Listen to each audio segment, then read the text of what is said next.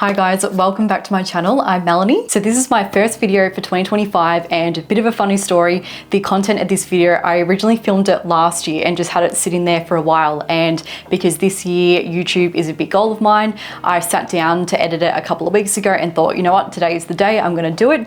And I started and I absolutely hated the footage. I rambled so much in the video. I said a ridiculous amount of times and I was just not having a good time filming it. And I just kept on thinking, you know what? I can do this so much better. And I'm definitely all for the done is better than perfect mentality, but the inner perfectionist in me won over this time. And I just thought, you know what, 2025 is the year for not settling. If we feel like we can do something better, we are absolutely gonna do it. So here we are giving today's video another crack and I'm so excited for this one. So you are what you do consistently, not occasionally, but what does that actually mean? It obviously means doing something more often than you don't, but how do we quantify that to know that what we're doing is enough to get the result that we want? The fitness industry has had such a positive shift in the last few years. You know, we're seeing more women than ever in weight training, a lot more hybrid styles of training, a lot more training for enjoyment, and just a lot more awareness around food and nutrition. And I'm so excited to see the payoff of that when we become the older generation in the future. And this shift has also brought about a more balanced approach in terms of health and fitness and the birth of phrases such as you are what you do consistently, not occasionally, which in theory is great. But in a practical sense, what does this actually mean and what should it look like? This video has been inspired by an exact conversation that I had with a client last year where we were discussing this exact quote, and she asked me, what does occasional mean? Like, does that mean weekly or monthly? And I just sort of thought that's such a good point because it's still quite vague and very much up to the person's interpretation. And that is the exact goal of today's video, to teach you what that looks like in a practical sense and to share with you the exact tracking method that I use with all my clients that helps to get them results without feeling restricted. And this is the key difference between me and any other fitness influencer. Often fitness influencers are speaking from their own personal experience where they say, this is what worked for me and it may work for you. Whereas for me, I'm not only sharing my own lessons, but I've worked with real women for the last 4 years, so I know what works. And as a disclaimer, I am going to be discussing numbers and data points such as calories and macros, step counts, and scale weight. So if you find any of those concepts a bit triggering or distressing, I do recommend clicking off this video now and returning to it at a later time when it feels more appropriate for where you are in your journey. All right, so getting into it, I've got my laptop here to refer back to. I feel like that was a mistake last time. I didn't sort of organize my thoughts in any way, so I've got something to guide me this time, so I stick to the point. So this is the master spreadsheet here that I use myself and I create for all my clients to record their data. And this will be available for you to download and start plugging away at completely for free. But before you do, I'm going to give you a full run through of what you're actually doing and how to use this. So the whole point of this is we're working out your averages. It's your averages that determine how consistent you actually are. And it's understanding your averages that actually allows you to relax in moments where you don't follow the plan perfectly. Often we have big goals, but we forget that we're human and we're not going to be perfect 100% of the time. So the role of this sheet is to guide you and to show you that to get a result, you don't have to be perfect 100% of the time. Alrighty, so starting with the calories and macros. In these top 4 rows at the top here, we've got across the week, Monday to Sunday. This is where you would plug in your calories and macros. And obviously you get these data points from tracking your food, whether that be through any kind of calorie tracking app. I personally use MyFitnessPal. There's a really great free version that can definitely get you started. So this is where we're getting that information from. So each day you plug in your calories in this brown line, and then you would put in your protein, carbohydrates, and fats in the other 3. And as you can see on the example of my one, each day is not the exact target either. It's slightly different. And what we're actually looking for is by the end of the week, once we have the full 7 days of data, we're looking to see what that average is. And if that average is pretty close to what our original target is, then overall that's a great week. And same with our protein, carbohydrates, and fat, we're looking at that weekly average. And if that is pretty close to our target, then that's a successful week. Also keeping in mind that it is pretty much impossible to get the exact number every single day. There are so many different food choices that we can have, and it's virtually impossible to get them all to add up to be the exact same numbers. Being spot on with your nutrition is considered to be within 10% above or below of your calorie target. With your protein and carbohydrates, it is 10 grams above and below is considered pretty spot on. Your fats, however, 5 grams above or below is also spot on. The reason why that is a little bit tighter with fats is because fats are more calorie dense per gram, meaning that if you consume a bit bit more of those, your calorie intake will add up a lot faster than it would if you were having more proteins and carbohydrates. So that's why we rein that in. And this is where we can see opportunities for growth and improvement. So basically my average for that week, I was 112. My target's meant to be more around 120. So I can see I'm still within that 10 grams, which is pretty spot on. But we can also see here that I had some higher days of protein, which are great. But then over the weekend, I had some lower days of protein. So if you're wanting to get a great result at the moment and you feel like you're sort of derailing a bit on the weekends, if you knew that you ate a little bit less protein, you might be inclined to think that you've ruined your progress and you're not going to progress for that week.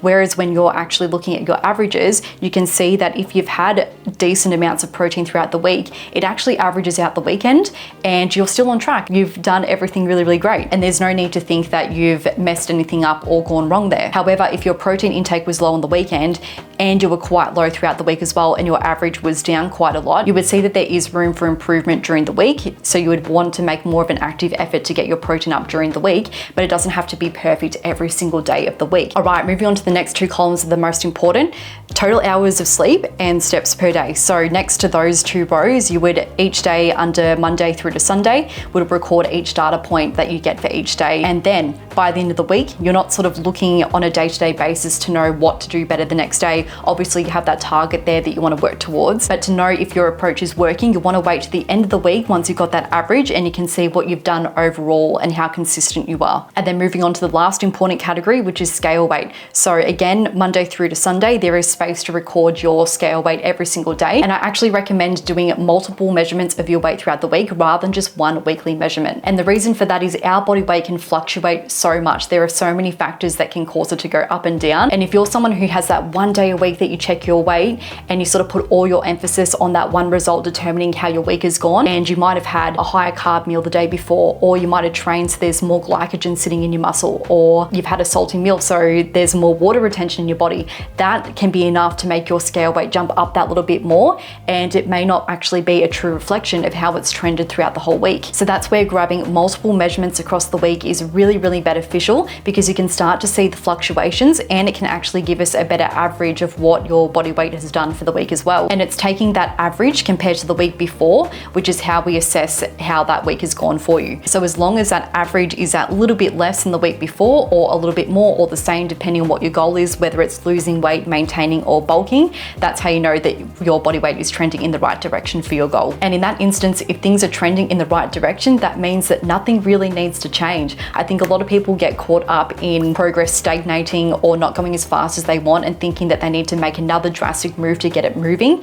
A lot of people underestimate the power of time, just giving things enough time to actually come into effect. When I did my cut just recently, we obviously made the changes to my program first, then we tweaked my food a little bit, and even though it felt different, my body weight wasn't really moving too much yet, but I stuck with it for a good week or two, and after that second week of being on the same training plan, steps, and food, my body just dropped after that. It was almost like it needed to buffer for a second and realize, oh, hang on, this is what we're doing, all right. And then it got with the program a little bit. So give it time, because often when you change a lot of things too rapidly, it just becomes more unsustainable and harder to stick to as well. So even though weighing yourself more frequently throughout the week might sound a bit obsessive and a bit full on, there's actually another very underrated benefit to doing it. And it's you become more desensitized to those scale weight fluctuations. So when you think about that one weekly measurement that you do, and it might be that little bit higher, you often get a bit shocked or confused by it, or you put a lot of meaning behind it. And usually that meaning is that your approach isn't working, the diet's not working, the fitness plan isn't working, and you're in that emotional state, you're more likely to want to change things. But if you take multiple measurements throughout the week and you start to see those trends happening, it goes up here, it goes down here. When it does jump up for whatever reason, you become less reactive to it and a bit more desensitized. So you can begin to let go of having that real emotional response and stop attaching so much meaning to it, and just be able to see the number for what it is, which is just a number. So those are the 4 essential categories that really drive progress forward that we want to keep a good track of, because the information that we get from that lets us know what to do if things start stalling or just aren't moving in the direction that we want it to. The other category there that is important to note, and good to keep track of is hydration. So how much water you're having each day. It's often a very overlooked thing, and it can be a really easy fix if you're not feeling great for any particular reason, just to check in with how much water you've actually had, because it's very easy to lose track of sometimes. And just to sum up the rest of the sheet, the other categories that we have here are mood rating, energy levels, and training performance. With my coaching, I love to use a very holistic approach where we're taking into account our mental health, physical health, and just our overall well-being. So doing this on the sheet is a really great way just to check in with yourself, because I don't think there are many opportunities that we have during the day to actually stop for a minute and take into account how we're really feeling. So doing this as just a daily reflection can be a really good check-in point to see how we're feeling. The reason that these 3 aren't essential to complete, so if this whole sheet is a bit too much data, the 4 that we mentioned before are definitely the essentials to fill out. These you can omit if you feel like they're not as needed for you, but you can definitely do them if you would like to. What separates these from the other data points is that they're subjective data points, meaning that they very much come down to your interpretation. So basically with these, you're giving them a rating from 1 to 10, 1 being really poor, 10 being amazing, great, and you're rating that across Monday to Sunday to get an average of how your mood, energy levels, and training performance has been. So those data points are coming from your perception, which can fluctuate and be a very fluid thing as well. So it's not the most reliable data that we have. Whereas those other categories are what we call objective data. So they are measurements that we've taken from a particular tool, and there's no disputing them. The numbers don't lie, they are what they are. So that's why we can really rely on those to make our decisions for us, as opposed to subjective methods. So that is the sheet in its entirety. It's pretty straightforward once you know where everything goes. So I will make this available to download so you can start plugging and playing with it and start seeing how all of your averages are stacking up for the week. And as I mentioned before, time is a huge factor in getting a result. It really comes down to trusting the process and just having the patience to let the work that you're doing pay off in the future. So when you're collecting your averages, yes, you're looking for opportunities to improve things, but you're not really looking to make any drastic changes unless that scale weight or whatever your main goal is really isn't moving forward for you. Particularly relating to the goal of fat loss, because I feel like that is the most common goal and definitely the goal that I've worked mostly with all the women that I've coached. A big factor with that goal is it does require some level of sacrifice. It usually involves maybe sacrificing some events that you might go to in order to get to sleep a bit earlier. It might involve sacrificing some other activities to fit the gym in on the weekend. It might look like sacrificing a bit of time on the couch watching TV to get steps in. And when it comes to your food, it might look like sacrificing drinks out or getting takeaway a few nights a week. But what this sheet helps us realize is that it can have a place within our diet and is actually very important in terms of getting a goal, because it creates that sustainability that will also allow us to maintain the result after we get it. So if that's your goal right now, my biggest advice to you is to accept that there will be some sacrifices that have to be made, but I really encourage you to find a staple thing that you really love and you really enjoy and make that a staple in your diet as well. For example, mine is chocolate. I am absolutely obsessed with chocolate. I think no matter where I am in my journey, that will have to be in my life in some kind of way. But I am happy to sacrifice other things like having lollies or having ice cream or having takeaway. That is my thing. That keeps me sane and keeps me enjoying the process while getting a result. So I encourage you to think about what that thing is for you, whether it's a certain takeaway ritual such as getting schnitz every Friday night with your family or your partner, or if you really enjoy having ice cream as your dessert, definitely keep those things in. They do have a place within your diet and they can fit into a really healthy lifestyle. And what this sheet shows you is that by measuring your averages, you know that you are doing enough to get the result that you want while not hating the process at the same time. So that's it for today's video. I'll link that sheet in the description. If you have any questions or if any elements of it confuse you a little bit, please comment below or reach out to me privately and I'll be more than happy to help you. But I hope that kind of clears up that whole phrase and makes it feel a lot more applicable to you in your life and doesn't feel as vague and confusing, and actually gives you a real strategy going forward to nail the goals that you want to hit this year. If you've made it to the end, well done, and thank you so much for watching, and I'll see you in my next one. See you later.